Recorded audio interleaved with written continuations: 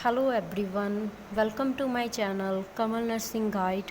In today's video, we will discuss about pattern of nursing care plan. So let's get started our video. Nursing care plan NCP, it is also known as NCP. First point, nursing care plan ਦੇ ਵਿੱਚ biodata of the patient the biodata ਆਪਾਂ ਇਹਦੇ ਵਿੱਚ ਲਿਖਣਾ ਹੈ point wise point. Okay, name ਕੀ ਹੈ patient ਦਾ, age, sex, education, occupation, marital status, married है और unmarried है, religion की है, हिंदू है, सिख है, मुस्लिम है, ठीक है, ये सारा कुछ. nationality की है, इंडियन ही आऊगा ऑब्वियसली इंडिया ਦੇ ਵਿੱਚ ਤਾਂ. ਵੈਡ ਨੰਬਰ ਕੀ ਹੈ ਪੇਸ਼ੈਂਟ ਦਾ, ward number, CR number, date of admission, diagnosis, doctor incharge, ਇਹ ਸਾਰਾ ਕੁਝ ਉਹਦੇ ਵਿੱਚ ਮੈਂਸ਼ਨ ਕਰਨਾ ਹੈ ਬਾਇਓਡਾਟਾ ਆਫ ਪੇਸ਼ੈਂਟ ਦੇ ਵਿੱਚ. ਇਹ ਸਾਰੀਆਂ ਚੀਜ਼ਾਂ ਤੁਸੀਂ ਜਦੋਂ ਹਿਸਟਰੀ ਲੈਣੇ ਪੇਸ਼ੈਂਟ ਤੋਂ ਉਦੋਂ ਪੁੱਛਦੇ ਹੋ. ਬੈੱਡ ਨੰਬਰ ਵੀ ਉੱਥੇ ਲਿਖਿਆ ਹੁੰਦਾ ਹੈ, ਠੀਕ ਹੈ, ਵਾਰਡ ਨੰਬਰ ਵੀ ਪਤਾ ਹੀ ਹੁੰਦਾ, CR ਨੰਬਰ ਫਾਈਲ ਦੇ ਉੱਤੇ ਹੁੰਦਾ, ਉਹ ਤੁਸੀਂ ਚੈੱਕ ਕਰ ਸਕਦੇ ਹੋ. ਡੇਟ ਆਫ ਐਡਮਿਸ਼ਨ, ਕਦੋਂ ਐਡਮਿਟ ਹੋਇਆ ਪੇਸ਼ੈਂਟ ਹਸਪੀਟਲ ਦੇ ਵਿੱਚ, ਇਹ ਵੀ ਤੁਸੀਂ ਫਾਈਲ ਤੋਂ ਚੈੱਕ ਕਰ ਸਕਦੇ ਹੋ. ਡਾਇਗਨੋਸਿਸ ਉਹਦੇ ਵਿੱਚ ਲਿਖਿਆ ਮੈਂਸ਼ਨ ਕਰਿਆ ਹੁੰਦਾ ਫਾਈਲ ਦੇ ਵਿੱਚ. ਵੈਸੇ ਪੇਸ਼ੈਂਟ ਤੋਂ ਵੀ ਪਤਾ ਲੱਗ ਜਾਂਦਾ ਵੀ ਉਹਨੂੰ ਕੀ ਸਾਈਨ ਐਂਡ ਸਿੰਪਟਮਸ ਹੈਗੇ ਨੇ. ਡਾਕਟਰ ਇੰਚਾਰਜ ਕਿਹੜੇ ਡਾਕਟਰ ਨੂੰ ਟਰੀਟ ਕਰ ਰਿਹਾ ਪੇਸ਼ੈਂਟ ਨੂੰ, ਉਹ ਲਿਖਣਾ ਹੈ. ਫਿਰ ਨੈਕਸਟ ਪੁਆਇੰਟ ਆਉਂਦਾ chief complaints. Chief complaints means ਜਿਹੜਾ ਡਿਜ਼ੀਜ਼ ਕੰਡੀਸ਼ਨ ਆ ਉਹਦੇ ਸਾਈਨ ਐਂਡ ਸਿੰਪਟਮਸ ਲਿਖਣੇ ਆ ਆਪਾਂ, ਕਿਹੜੇ ਕਿਹੜੇ ਵਿੱਚ ਪ੍ਰੈਜੈਂਟ ਆ ਅਤੇ ਕਦੋਂ ਉਹ ਅਪੀਅਰ ਹੋਏ. ਓਕੇ, ਫੋਰ ਐਗਜ਼ਾਮਪਲ ਰੈਨਲ ਫੇਲੀਅਰ ਦੇ ਪੇਸ਼ੈਂਟ ਆ, ਉਹਦੇ ਵਿੱਚ ਡਿਕਰੀਜ਼ਡ ਯੂਰਿਨ ਆਊਟਪੁੱਟ ਹੋਊਗੀ, ਕਿੰਨੇ ਦਿਨਾਂ ਤੋਂ ਆ ਉਹ ਲਿਖ ਦੇਣਾ 5 days. ਐਡੀਮਾ ਹੋਊਗਾ 3 days. Okay, next point is present medical and surgical history. ਇਹਦੇ ਵਿੱਚ ਨੇਮ ਲਿਖਣਾ ਪੇਸ਼ੈਂਟ ਦਾ, ਐਡਮਿਟ ਹੋਇਆ ਕਿਹੜੇ ਹਸਪੀਟਲ ਦੇ ਵਿੱਚ ਹੋਇਆ, ਕੀ ਉਹਦੀਆਂ ਚੀਫ ਕੰਪਲੇਂਟ ਸੀਗੀਆਂ. ਇੱਦਾਂ ਹੀ ਮੈਡੀਕਲ ਦੇ ਵਿੱਚ ਲਿਖਣਾ, ਇੱਦਾਂ ਹੀ ਸਰਜੀਕਲ ਦੇ ਵਿੱਚ ਲਿਖਣਾ. ਓਕੇ, ਇਹ ਦੋਨੇ ਹਿਸਟਰੀਜ਼ ਇੱਦਾਂ ਲਿਖਣੀਆਂ ਨੇ.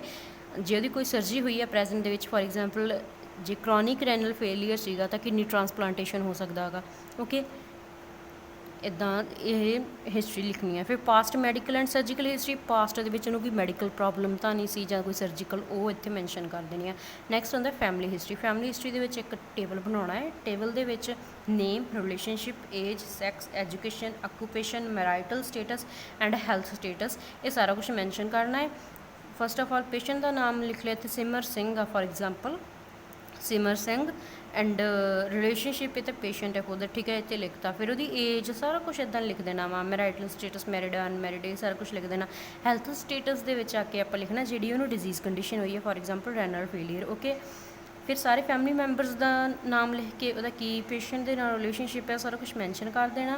ਅਤੇ ਜੇ ਉਹਨਾਂ 'ਚੋਂ ਕਿਸੇ ਨੂੰ ਹੈਗੀ ਆ ਕੋਈ ਡਿਜ਼ੀਜ਼ ਕੰਡੀਸ਼ਨ ਤਾਂ ਇੱਥੇ ਉਹ ਡਿਜ਼ੀਜ਼ ਦਾ ਨਾਮ ਮੈਂਸ਼ਨ ਕਰ ਦੇਣਾ. ਫੋਰ ਐਗਜ਼ਾਮਪਲ ਡਾਇਬਟਿਕਸ ਨੇ ਜਾਂ ਬਲੱਡ ਪ੍ਰੈਸ਼ਰ ਦੀ ਪ੍ਰੋਬਲਮ ਆ, ਹਾਈਪਰਟੈਂਸ਼ਨ, ਹਾਈਪੋਟੈਂਸ਼ਨ. ਓਕੇ, ਇਹ ਸਾਰਾ ਕੁਛ ਮੈਂਸ਼ਨ ਕਰ ਸਕਦੇ ਹਾਂ ਇੱਥੇ ਆਪਾਂ. ਜੇ ਨੋਰਮਲ ਨੇ ਤਾਂ ਹੈਲਦੀ ਲਿਖ ਸਕਦੇ ਹਾਂ. Next point family tree. ਇਹ ਪੈਨਸਿਲ ਦੀ ਹੈਲਪ ਨਾਲ ਤੁਸੀਂ ਬਣਾਉਣਾ ਹੈ. ਜਿਹੜਾ ਸਕੁਅਰ ਬਾਕਸ ਆ ਇਹਨੂੰ ਮੇਲ ਬੋਲਦੇ ਆ, ਜਿਹੜਾ ਰਾਊਂਡ ਸਰਕਲ ਆ ਇਹਨੂੰ ਫੀਮੇਲ ਬੋਲਦੇ ਆ, ਠੀਕ ਹੈ. ਇੱਦਾਂ ਡੋਨੇਟ ਕਰਦੇ ਆ ਇਹਦੇ ਵਿੱਚ. ਜੇ ਇਹਦੇ ਵਿੱਚ ਹਾਫ ਲਾਈਨਸ ਨੇ, ਠੀਕ ਹੈ, ਡਰੋ ਕਰੀਆਂ, ਮਤਲਬ ਇਹ ਪੇਸ਼ੈਂਟ ਆ, ਇਹ ਕੀ ਡੋਨੇਟ ਕਰਦਾ ਵੀ ਪੇਸ਼ੈਂਟ ਹੈ, ਠੀਕ ਹੈ. ਇੱਥੇ ਲਿਖ ਦੇਣਾ ਪੇਸ਼ੈਂਟ, ਉਹਦੀ ਏਜ ਲਿਖ ਦੇਣੀ ਆ. ਫਿਰ ਇਹ ਵਾਈਫ ਹੈ ਉਹਦੀ ਏਜ, ਉਹਦੀ ਡਾਟਰ ਹੈ ਉਹਦੀ ਏਜ, ਉਹਦਾ ਸਨ ਹੈ ਅਤੇ ਉਹਦੀ ਏਜ, ਇੱਦਾਂ ਇੱਥੇ ਮੈਂਸ਼ਨ ਕਰ ਦੇਣਾ ਪੈਨਸਿਲ ਦੇ ਨਾਲ, ਠੀਕ ਹੈ. ਨੈਕਸਟ ਹੁੰਦਾ family medical history. all members of the family are healthy, nobody has any chromosomal, no any communicable disease. Okay, ਜੇ ਸਾਰੇ ਹੈਲਦੀ ਹੈ ਤਾਂ ਇੱਦਾਂ ਲਿਖ ਸਕਦੇ. ਜੇ ਉਹਨਾਂ ਦੇ ਵਿੱਚ ਕਿਸੇ ਨੇ ਕੋਈ ਪ੍ਰੋਬਲਮ ਹੈ, ਕੋਈ ਡਿਜ਼ੀਜ਼ ਕੰਡੀਸ਼ਨ ਹੈਗੀ ਹੈ ਘਰ ਦੇ ਵਿੱਚ, ਤਾਂ ਤੁਸੀਂ ਉਹ ਮੈਂਸ਼ਨ ਕਰ ਦੇਣੀ ਹੈ ਇੱਥੇ. Okay, next is personal history of patient. Patient the personal history ਮਤਲਬ ਉਹਦੀ ਬੋਡੀ ਫਿਜ਼ੀਕ ਕਿੱਦਾਂ ਦੀ ਆ, ਉਹਦਾ ਸਲੀਪਿੰਗ ਪੈਟਰਨ ਡਿਸਟਰਬਡ ਤਾਂ ਨਹੀਂ, ਉਹਨੂੰ ਪੇਨ ਤਾਂ ਨਹੀਂ ਹੋ ਰਿਹਾ, ਇਹ ਸਾਰਾ ਇੱਥੇ ਮੈਂਸ਼ਨ ਕਰਨਾ ਹੈ. ਫਿਰ ਹੁੰਦਾ ਸੋਸ਼ੀਓ ਇਕੋਨੋਮਿਕ ਡਾਟਾ. ਇਹਦੇ ਵਿੱਚ ਤੁਸੀਂ ਮੈਂਸ਼ਨ ਕਰਨਾ ਹੈ ਪੇਸ਼ੈਂਟ ਦਾ ਨੇਮ, ਉਹ ਨਿਊਕਲੀਅਰ ਫੈਮਿਲੀ ਜਾਂ ਜੁਆਇੰਟ ਫੈਮਿਲੀ ਨੂੰ ਬਿਲੋਂਗ ਕਰਦਾ, ਹੈਡ ਏ ਫੈਮਿਲੀ ਦਾ, ਉਹਦੇ ਘਰ ਦੇ ਵਿੱਚ ਸਾਰੀਆਂ ਫੈਸਿਲਿਟੀਜ਼ ਅਵੇਲੇਬਲ ਨੇ. ਇਹਦੇ ਵਿੱਚ ਤੁਸੀਂ ਟੋਟਲੀ ਫਾਈਨੈਂਸ਼ੀਅਲ ਕੰਡੀਸ਼ਨ ਲਿਖਣੀ ਹੁੰਦੀ ਹੈ ਪੇਸ਼ੈਂਟ ਦੀ. Okay, next physical examination. ਇਹਦੇ ਵਿੱਚ ਹੈਡ ਟੂ ਟੋ ਐਗਜ਼ਾਮੀਨੇਸ਼ਨ ਕਰਿਆ ਜਾਂਦਾ, ਪੂਰੀ ਬੋਡੀ ਦਾ ਐਗਜ਼ਾਮੀਨੇਸ਼ਨ ਕਰਿਆ ਜਾਂਦਾ ਹੈ ਡਿਜ਼ੀਜ਼ ਕੰਡੀਸ਼ਨ ਦੇ ਅਕੋਰਡਿੰਗ. ਓਕੇ, ਅਤੇ ਇਹ ਵਾਲਾ ਜਿਹੜਾ ਪੁਆਇੰਟ ਹੈ ਉਹ ਥੋੜ੍ਹਾ ਜਿਹਾ ਲੰਬਾ ਹੋ ਜਾਂਦਾ. I will discuss it in my another video. Okay, so continue ahead. Next vital signs. Vital signs ਦੇ ਲਈ ਇੱਕ ਟੇਬਲ ਬਣਾ ਲੈਣਾ. Vital signs, normal value, patient's value, remarks, ਇੱਦਾਂ ਲਿਖ ਕੇ. Vital signs temperature, normal value 98.6 degree Fahrenheit. Patient ਦੀ value ਜੇ 100 ਡਿਗਰੀ ਫਾਰਨਹੀਟ ਹੈ ਤਾਂ ਹਾਈਪਰਥਰਮੀਆ ਲਿਖ ਦਾਂਗੇ, ਜੇ 96 ਡਿਗਰੀ ਫਾਰਨਹੀਟ ਆ ਤਾਂ ਹਾਈਪੋਥਰਮੀਆ ਲਿਖ ਦਾਂਗੇ। ਸਿਮਿਲਰਲੀ ਤੁਸੀਂ ਬਾਕੀ ਜਿਹੜੇ ਹੈਗੇ ਸਾਈਨ ਐਂਡ ਸਿੰਪਟਮਸ ਉਹ ਮੈਂਸ਼ਨ ਕਰ ਦੇਣੇ ਆ। ਨੈਕਸਟ ਲੈਬ ਇਨਵੈਸਟੀਗੇਸ਼ਨਸ ਮੀਨਸ ਉਹਦਾ ਪੇਸ਼ੈਂਟ ਦਾ ਕਿਹੜਾ ਟੈਸਟ ਹੋਇਆ ਹੈ।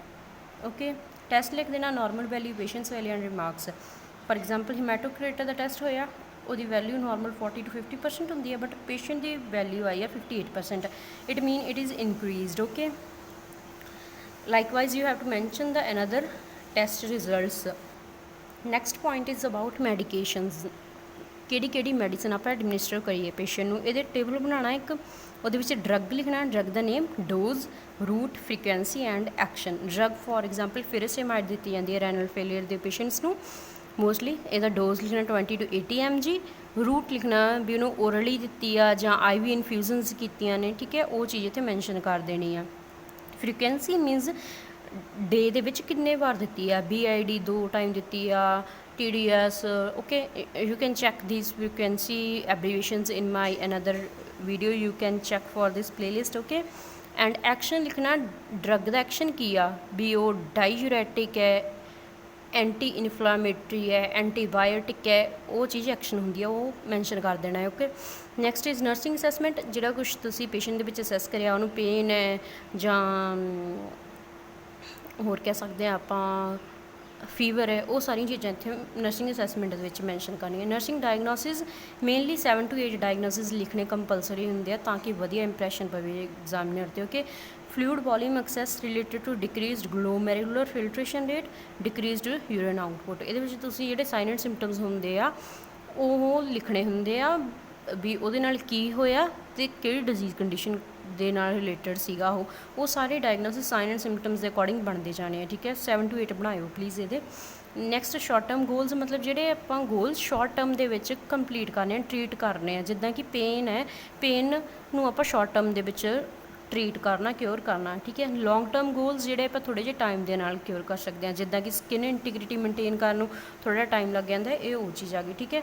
ਫਿਰ ਨੈਕਸਟ ਆਉਂਦਾ ਹੈ ਮੇਨ ਪੁਆਇੰਟ। ਇਹ ਤੁਸੀਂ A4 ਸ਼ੀਟ 'ਤੇ ਪੂਰਾ ਟੇਬਲ ਬਣਾ ਲੈਣਾ, ਉਹਦੇ ਵਿੱਚ ਨਰਸਿੰਗ ਡਾਇਗਨੋਸਿਸ, ਗੋਲ, ਇੰਟਰਵੈਂਸ਼ਨ, ਰੈਸ਼ਨਲ ਇਵੈਲੂਏਸ਼ਨ, ਇਹ ਸਾਰੀਆਂ ਚੀਜ਼ਾਂ ਲਿਖ ਦੇਣੀਆਂ ਨੇ, ਠੀਕ ਹੈ। ਨਰਸਿੰਗ ਡਾਇਗਨੋਸਿਸ ਜਿਹੜੇ ਮੈਂਸ਼ਨ ਕੀਤੇ ਆ, ਗੋਲ ਮਤਲਬ ਇਹਦਾ ਕੀ ਆ, ਜਿੱਦਾਂ ਫਲੂਇਡ ਵੋਲੀਅਮ ਉਹ ਬੈਲੈਂਸ ਕਰਨਾ ਆਪਾਂ, ਠੀਕ ਆ। ਫਿਰ ਇੰਟਰਵੈਂਸ਼ਨ ਇਹਦੇ ਲਈ ਆਪਾਂ ਰਿਕਾਰਡ ਕਰਾਂਗੇ ਇਨਪੁਟ ਆਊਟਪੁੱਟ ਚਾਰਟ। ਫਿਰ ਰੈਸ਼ਨਲ ਦੇਖਾਂਗੇ ਵੀ ਇਹਦੇ ਨਾਲ ਆਪਾਂ ਨੂੰ ਕੀ ਬੈਨੀਫਿਟ ਹੁੰਦਾ। ਫਿਰ ਐਵੈਲੂਏਸ਼ਨ ਦੇ ਵਿੱਚ ਜਾ ਕੇ ਰਿਜ਼ਲਟ ਲਿਖਣਾ ਵੀ ਜਿਹੜੇ ਆਪਾਂ ਗੋਲ ਆਪਾਂ ਇੰਟਰਵੈਂਸ਼ਨ ਐਡਮਿਨਿਸਟਰ ਕੀਤੀਆਂ ਪੇਸ਼ੈਂਟ 'ਤੇ, ਉਹਦੇ ਨਾਲ ਆਪਾਂ ਨੂੰ ਕੋਈ ਫਾਇਦਾ ਹੋਇਆ, ਪੇਸ਼ੈਂਟ ਬੈਟਰ ਫੀਲ ਕਰ ਰਿਹਾ ਜਾਂ ਨਹੀਂ ਕਰ ਰਿਹਾ। ਫਿਰ ਹੈਲਥ ਐਜੂਕੇਸ਼ਨ ਦੇ ਵਿੱਚ ਇੱਕ ਤਰ੍ਹਾਂ ਦੀ ਹੈਲਥ ਟਾਕ ਹੁੰਦੀ ਹੈ, ਪੇਸ਼ੈਂਟ ਨੂੰ ਆਪਾਂ ਐਡਵਾਈਸ ਦੇਣੀ ਹੈ, ਤੁਸੀਂ ਆਹ ਮੈਡੀਕੇਸ਼ਨ ਲੈਣੀ ਹੈ, ਤੁਸੀਂ ਪ੍ਰੋਪਰ ਟਾਈਮ 'ਤੇ ਮੈਡੀਕੇਸ਼ਨ ਲੈਣੀ ਹੈ, ਪ੍ਰੋਪਰ ਰੈਸਟ ਲੈਣੀ ਹੈ, ਡਾਈਟ ਬੈਲੈਂਸਡ ਹੋਣੀ ਚਾਹੀਦੀ ਹੈ ਤੁਹਾਡੀ, ਠੀਕ ਹੈ। ਇਹ ਸਾਰੀਆਂ ਚੀਜ਼ਾਂ ਮੈਂਸ਼ਨ ਕਰਨੀਆਂ। Okay guys, I hope you will like this video. Please subscribe my channel for more nursing related updates. Okay guys, have a nice day ahead.